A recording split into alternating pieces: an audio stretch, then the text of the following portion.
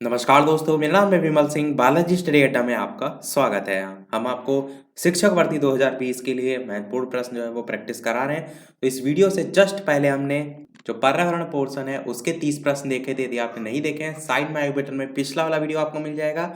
और आज हम देखेंगे हमारे हिंदी के जो है वो 30 प्रश्न, जो कि आपका शिक्षक भर्ती 2020 के लिए, चाहे वो यूपी टेट हो, सुपर टेट हो, सभी के लिए इंपॉर्टेंट है। तो चलिए शुरू करते हैं।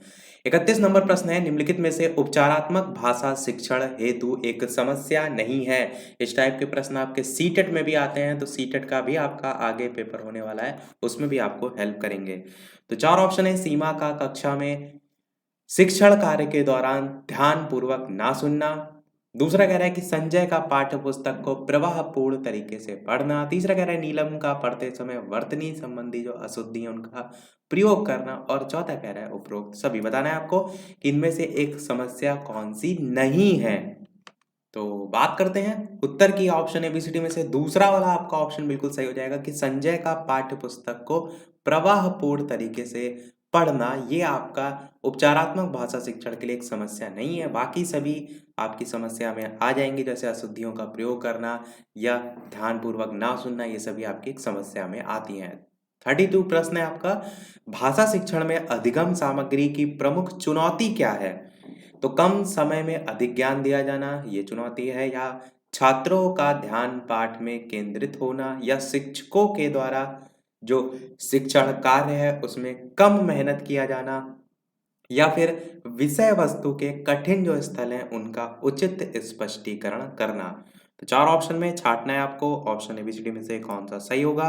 बात करते हैं उत्तर की ऑप्शन एबीसीडी में से, तो चौथा वाला आपका ऑप्शन बिल्कुल सही हो जाएगा कि अधिगम सामग्री या भाषा शिक्षण में अधिगम सामग्री की जो प्रमुख चुनौती है वो है विषय वस्तु, जो आपका जो भी टॉपिक है उसके कठिन स्थलों का उचित स्पष्टीकरण करना। तो यही आपका सही हो जाएगा। 33 प्रश्न है, गोदान किसकी कृति है। फणीश्वर नाथ रेणु की, प्रेमचंद जी की, अज्ञेय की है, या जयशंकर प्रसाद की है। मोस्ट इंपॉर्टेंट क्वेश्चन है, बहुत बार ये प्रश्न जो है वो पूछा जाता है। तो बात करते हैं चारों ऑप्शन में से कौन सा सही हो जाएगा। तो गोदान जो है वो प्रेमचंद्र जी जो है इनकी रचना है। दूसरा वाला आपका ऑप्शन बिल्कुल सही हो जाएगा। 34 प्रश्न है आपका, गागर में सागर भरने का कार्य किस कवि ने जो है वो किया। बिहारी जी ने, रसखान जी ने, घनानंद, या सूरदास। इस प्रकार से चार ऑप्शन है। बताना है आपका ऑप्शन एबीसीडी में से कौन सा जो है वो सही होगा। तो ऑप्शन ए, बी, सी या डी में से बात करते हैं आंसर की। तो पहला आपका ऑप्शन बिल्कुल सही हो जाएगा, बिहारी जी ने गागर में सागर भरने का कार्य जो है वो किया।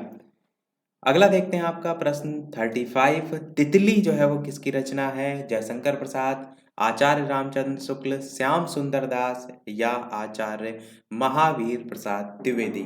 रचनाएं तो हम पहले ही आपको बता चुके हैं कि ट्रिक से हम याद करने की आपको बता चुके हैं, कैसे आप याद रख सकते हैं। और यदि आपने नहीं देखी है तो डायरेक्ट आप यूट्यूब पर बालाजी स्टडी अड्डा रचनाएं सर्च करेंगे, पूरी प्लेलिस्ट आपको मिल जाएगी। वहाँ पर आप जितने भी नाम देख रहे हैं, जैसे कि जयशंकर प्रसाद, इनकी एक छोटी सी कहानी में सभी रचनाएं आपको याद हो जाएंगी। तो बात करते हैं आंसर की। तो पहला ही आपका ऑप्शन बिल्कुल सही हो जाएगा, तितली जो है वो जयशंकर प्रसाद जी की रचना है। 36 प्रश्न है आपका, दुष्कर में कौन सी संधि है। स्वर संधि, व्यंजन संधि, विसर्ग संधि, या इनमें से कोई नहीं। तो चार ऑप्शन में से आपको छांटना है कौन सा जो है वो सही होगा। बात कर लेते हैं उत्तर की। तो सबसे पहले बात करते हैं इसका संधि विच्छेद। तो आप किस प्रकार से करेंगे, दो और साथ में लगाएंगे आप यहाँ पर विसर्ग, और प्लस आप कहेंगे कर। तो ये आपका जो मिलकर बनाता है वो दुष्कर बनाता है, और विसर्ग लग रहा है तो स्पष्ट आपको हो रहा है यहाँ पर विसर्ग संधि जो है वो बिल्कुल सही हो जाएगा। 37 प्रश्न आपका कह रहा है कि षड्यंत्र का संधि विच्छेद क्या होगा। सट प्लस यंत्र होगा, सट प्लस यंत्र होगा, सट प्लस यंत्र होगा, या सट प्लस यंत्र। इस प्रकार से चार तरीके से आपका लिखा हुआ है। बताना है आपको ऑप्शन एबीसीडी में से कौन सा जो है वो सही होगा। तो बात कर लेते हैं उत्तर की ऑप्शन एबीसीडी में से। तो आपका ऑप्शन एबीसीडी में से बात करते हैं आंसर की। तो पहला वाला आपका ऑप्शन बिल्कुल सही हो जाएगा, सट प्लस यंत्र। ये वाला आपका संधि विच्छेद बिल्कुल सही होगा। और देखिए चारों ऑप्शन बहुत ही नज़दीक के लिखे हुए हैं ताकि आप कंफ्यूज हों, तो ध्यान रखिए। वैसे यहाँ पर सब रूल रेगुलेशन के तहत ही विच्छेद होता है, पर मैं आपको नॉर्मली बता रहा हूँ, ध्यान रखिएगा। षट प्लस यंत्र आपका हो जाएगा। 38 प्रश्न देखते हैं। निम्नलिखित में से इंद्र का पर्यायवाची शब्द इनमें से कौन सा नहीं है, आपको बताना है। विष्णु, सुरेंद्र, देवेश या सुरेश, इस प्रकार से 4 ऑप्शन है, आपको छांटना है कौन सा इसमें से इंद्र का पर्यायवाची शब्द नहीं है। तो 4 ऑप्शन में से बात करते हैं उत्तर की, कौन सा यहाँ पर इंद्र का पर्यायवाची नहीं है। तो पहला वाला आपका ऑप्शन बिल्कुल सही होगा। विष्णु जो है आपका इंद्र का पर्यायवाची नहीं है। इंद्र के पर्यायवाची में अगर बात करें तो आपका देवराज, सुरेंद्र, सुरपति, अमरेश, देवेंद्र, सुरराज, वासव, सुरेश, महेंद्र और बहुत से आते हैं जो कि आपके इंद्र के पर्यायवाची जो है वो होते हैं। पर यहाँ पर जो विष्णु लिखा हुआ है इसके पर्यायवाची की बात करें तो नारायण है, दामोदर है और चक्रपाणी है, गोविंद है, लक्ष्मीपति है, उपेंद्र, ऐसे बहुत से पर्यायवाची यहाँ पर भी हो जाएंगे। 39 प्रश्न देखते हैं। निम्नलिखित में ईष्ट का पर्यायवाची शब्द बताना है आपको कौन सा नहीं है। काम में नहीं है, अभिप्रेत नहीं है, अभीष्ट नहीं है या ये सभी। 4 ऑप्शन में बताना है ईष्ट का पर्यायवाची शब्द नहीं है। तो 4 ऑप्शन में से कौन सा यहाँ पर सही होगा, तो यहाँ पर पूछा था कौन सा पर्यायवाची शब्द नहीं है, तो ये सभी वाला आपका नहीं होगा क्योंकि ये सभी आपके पर्यायवाची होते हैं ईष्ट के। ईष्ट के पर्यायवाची आपका काम में भी होता है, विपरीत भी होता है, अभीष्ट भी होता है, आराध्य भी होता है, ध्येय भी होता है, पूज्य भी होता है, वांछित भी होता है, आकांक्षित भी होता है, उद्देश्य भी होता है। ऐसे बहुत से पर्यायवाची इसमें हो जाएंगे। तो आपका 39 ये सभी वाला सही हो जाएगा। 40 प्रश्न देखते हैं।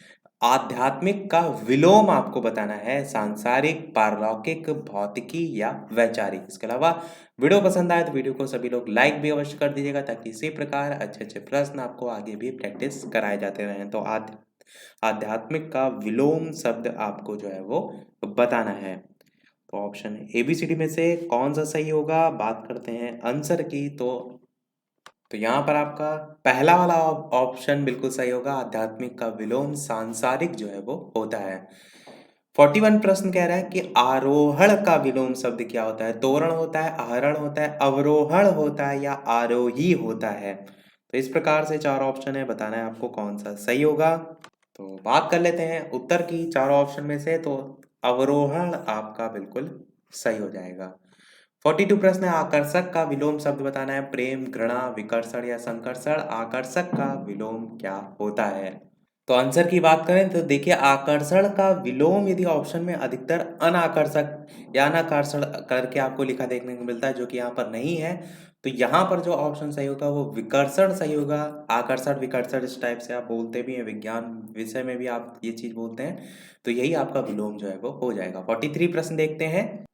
प्रश्न है आपका 43, जीतने की इच्छा रखने वाला क्या कहलाता है। जिगीसा कहलाता है, जिगेसु कहलाता है, उन्माद कहलाता है या आकांक्षी कहलाता है। इस प्रकार से 4 ऑप्शन है, छांटना है आपको कौन सा सही होगा। तो ऑप्शन के अकॉर्डिंग आपका यहाँ पर कौन सा सही होगा। पहला वाला ऑप्शन जिगीसा सही होगा, पर यही आपको ऑप्शन अधिकतर जो देखने को मिलता है वो जिगीसु करके भी लिखा देखने को मिलता है। तो कंफ्यूज ना होइएगा, जिगीसा हो तो इसको सही करेंगे और जिगीसु करके लिखा हो तो वो आपका सही माना जाएगा। 44 प्रश्न है आपका, भोजन की इच्छा रखने वाले को क्या कहते हैं। भोजक, बुभुक्षु, बुभुक्षा कहते हैं या जिगित्सु। इस प्रकार से 4 ऑप्शन है, बताना है आपको कौन सा सही होगा। तो ऑप्शन एबीसीडी में से कौन सा सही होगा, बात करते हैं चलिए आंसर की। तो 4th ऑप्शन जिगित्सु सही हो जाएगा।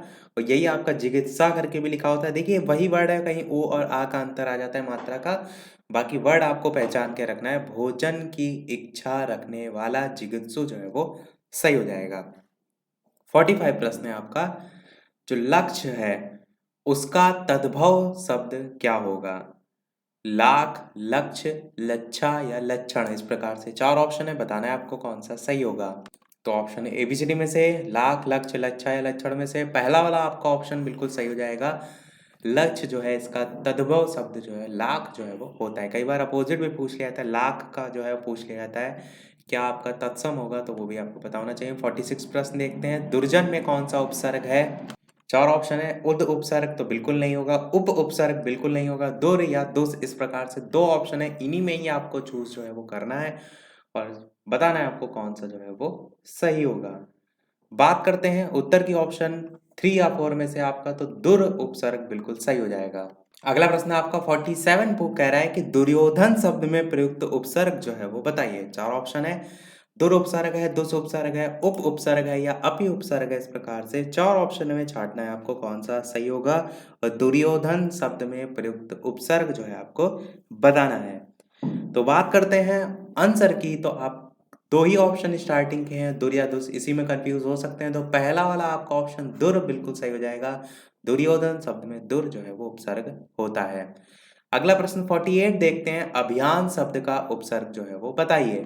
तो 48 प्रश्न आपका, अभिमान शब्द का उपसर्ग आपको बताना है। चार ऑप्शन है, option A B C D में से कौन सा सही होगा स्पष्ट तौर पर आपको समझ में आ रहा है। अधि तो बिल्कुल नहीं होगा, अभी नहीं होगा, इन दोनों ऑप्शन में आप कंफ्यूज हो सकते हैं आ और अभी में।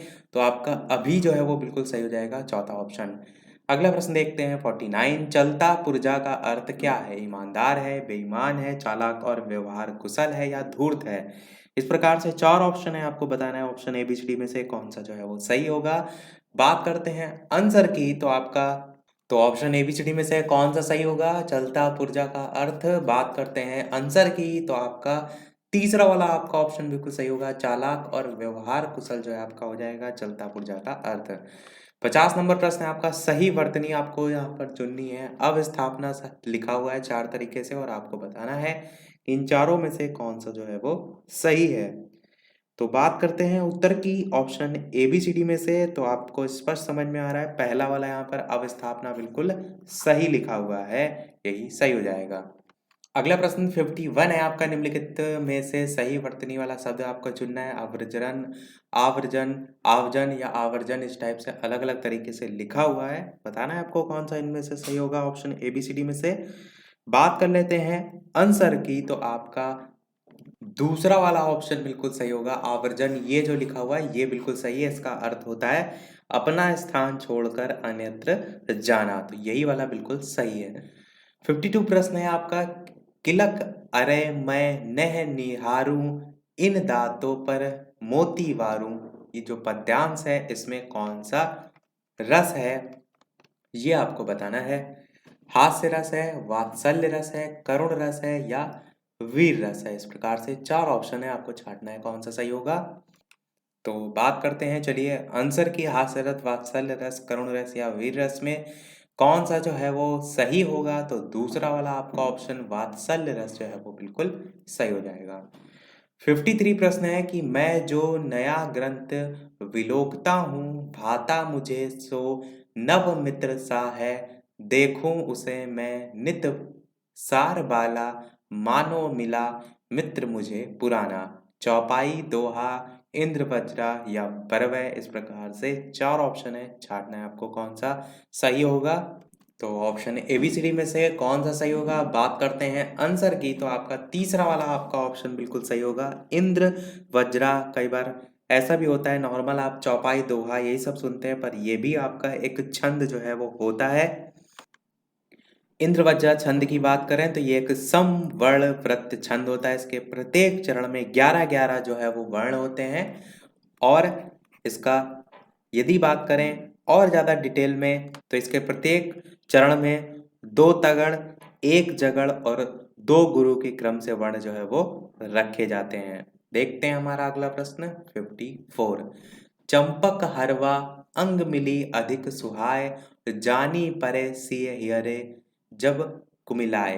दोहा, चौपाई, बरवै या कुंडलिया। इस प्रकार से चार ऑप्शन है, छांटना है आपको कौन सा सही होगा।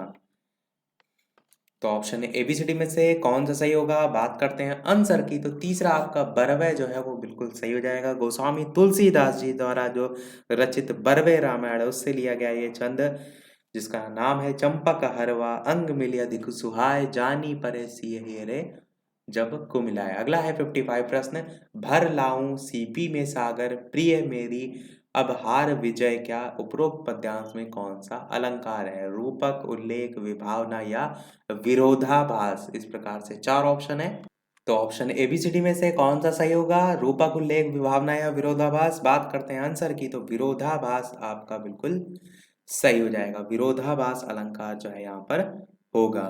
और इसको आप थोड़ा सा एक्सप्लेन कैसे कर सकते हैं कि जो सीप होता है, सीपी, उसमें भला सागर कैसे भरा जा सकता है, इसलिए यहाँ पर विरोधाभास अलंकार होगा। 56 प्रश्न आपका है, जो कि हम आपसे लास्ट में पूछेंगे। 57 प्रश्न है आपका, पृथ्वीराज रासो के रचनाकार जयदेव, चंद्र बरदाई, जगनिक या विद्यापति। 4 ऑप्शन है, बताना है आपको ऑप्शन एबीसीडी में से कौन सा सही होगा। तो आप सभी जानते हैं पृथ्वीराज रासो के रचनाकार चंद्र बरदाई हैं। बहुत ही चर्चित जो है वो कृति है, बार बार पूछी जाती है। 58 प्रश्न है, कबीरदास की भाषा ब्रज भाषा, कन्नौजी भाषा, सदुक्कड़ी भाषा या खड़ी बोली। तो 4 ऑप्शन में से बताना है आपको कौन सा जो है वो सही होगा। बात करते हैं आंसर की ऑप्शन एबीसीडी में से, तो आपका ऑप्शन नंबर 3 वाला यानी कि सदुक्कड़ी भाषा जो है वो बिल्कुल सही हो जाएगा। 59 प्रश्न है आपका, प्रेम सागर के लेखक जो है वो कौन है? इंसान खां है, लल्लू लाल है, मुंशी प्रेमचंद्र है या मुंशी सदा सुख लाल है। इस प्रकार से 4 ऑप्शन है, बताना है आपको ऑप्शन एबीसीडी में से कौन सा जो है वो सही होगा। आप सभी जानते हैं प्रेम सागर के लेखक लल्लू लाल है। ये रचना आपकी पूछी भी बहुत बार जाती है, तो यही आपका बिल्कुल सही हो जाएगा। अगला और इस वीडियो का लास्ट प्रश्न देखते हैं, और इसके बाद एक प्रश्न हम आपसे भी पूछेंगे। और वीडियो अभी तक आपने लाइक ना किया हो तो सभी लोग वीडियो को लाइक अवश्य कर दीजिएगा।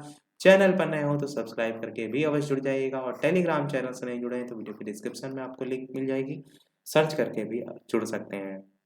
और वीडियो की संख्या धीरे धीरे बढ़ाई जाएगी। अभी थोड़ा बहुत फेस्टिवल का माहौल चल रहा है, इसीलिए जो है एक आपको सुबह न्यूज़ वगैरह और एक शाम को 8 बजे 2 ही वीडियो देखने को मिल रहे हैं। समय के साथ इसमें बढ़ोतरी जो है वो की जाएगी। और वीडियो को शेयर भी कर दीजिए, और लोग भी साथ ही साथ प्रैक्टिस कर लें। 60 प्रश्न देखते हैं लास्ट आपका, पतितो द्वार में कौन सा समास है? तो बताना है द्विगु समास, द्वंद्व समास, तत्पुरुष समास या वैभव समास। और 4 ऑप्शन में आपको छांटना है कौन सा सही होगा। तो ऑप्शन एबीसीडी में से बात करते हैं आंसर की, तो किस प्रकार से इसका समास विग्रह होगा। तो आप कहेंगे पतित का उद्धार। तो का आपकी विभक्ति आती है तत्पुरुष में, तो इसलिए आपका यहाँ पर तत्पुरुष समास जो है वो हो जाएगा। कर्ता ने कर्म को करण से संप्रदान के लिए अपादान से अलग संबंध का की के होता है ना, तो संबंध तत्पुरुष आपका यहाँ पर हो जाएगा, और ज्यादा यदि डिटेल में पूछा गया होता। अब पूछते हैं वो प्रश्न, जैसे कि सभी वीडियो में हम आपसे एक ना एक प्रश्न पूछते हैं। तो 56 नंबर वाला प्रश्न हम आपसे पूछ रहे हैं कि वीर गाथा काल के सर्वश्रेष्ठ कवि माने जाते हैं। 56 प्रश्न का आंसर आपको वीडियो के मेन कमेंट में टाइप करके बताना है। ऑप्शन 1 चंद्र बरदाई, ऑप्शन 2 जगनिक, ऑप्शन 3 दलपति विजय और ऑप्शन 4 विद्यापति। तो ऑप्शन एबीसीडी में से कौन सा सही होगा, अपना उत्तर वीडियो के मेन कमेंट में टाइप करके अवश्य बताइएगा। तो इसी के साथ हमारा ये वीडियो आज का समाप्त होता है। आज के वीडियो में इतना ही। वीडियो पसंद आया हो तो लाइक अवश्य कीजिएगा, चैनल पर नए हो तो सब्सक्राइब जरूर कीजिएगा, और सभी लोग अपना आंसर वीडियो के मेन कमेंट में अवश्य बताइएगा। तो मिलते हैं फिर अगले वीडियो में नए टॉपिक के साथ। तब तक के लिए नमस्कार, थैंक यू फॉर वॉचिंग।